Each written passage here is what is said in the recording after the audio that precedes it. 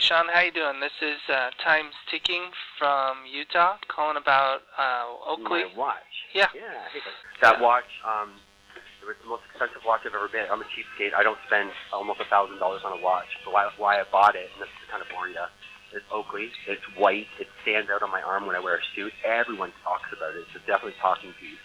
And it had a lifetime warranty, and then Oakley got bought out by someone else, I guess, last year, and then they squashed all their watch warranties, which really peeved me off.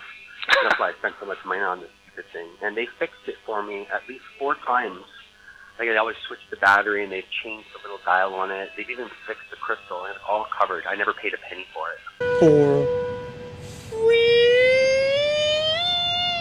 And then this is the first time. That's why I had to hunt online to find you guys. And do you have a favorite Leaf? Toronto Maple Leaf? Believe it or not, I don't follow the Leafs. I know, isn't that a shame? I'm a Blue Jays guy. I follow baseball. Oh, that's cool. Actually, the Blue Jays got a couple of young guys that are doing amazing acts. That shortstop. What's his name, the shortstop? I can't remember his name. I know what you're talking about. That new guy they just signed last year. Bichette or something? Something like that, yeah, for sure. That guy's on fire. Yeah, he's kicking it. He's kicking it big time. That's cool. For sure. I'm glad you're a Jays fan. Well, you should see when you come. Well, you've been to Toronto, right? So you've been to the Rogers Center? Yeah, we went last year. Bank Center, it's called now, yeah. When they won 2 years ago, they were on a winning streak. And it's when I got into baseball. It's the first time I'd ever gone there since I was a kid. Mm-hmm. And that place was packed, buddy. Like, I'm talking, everything was packed. And when they were winning, people, you could stomp their feet, and it felt like an earthquake.